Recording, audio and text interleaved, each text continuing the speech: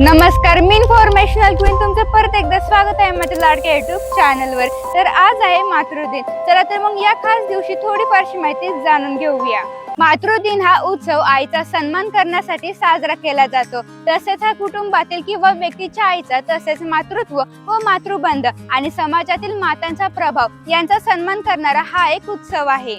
हा उत्सव जगातील बऱ्याच भागांमध्ये विविध दिवसांमध्ये साजराही केला जातो। सामान्यतः मार्च किंवा मे महिन्यात हा दिवस साजरा केला जातो। आईचे प्रेम आणि त्याग आणि निस्वार्थ सेवेसाठी कृतज्ञता व्यक्त करण्याचा हा दिवस आईचा सन्मान करण्यासाठी आणि तिच्या जीवनातील महत्त्वपूर्ण भूमिकेचा गौरव करण्यासाठी साजराही केला जातो।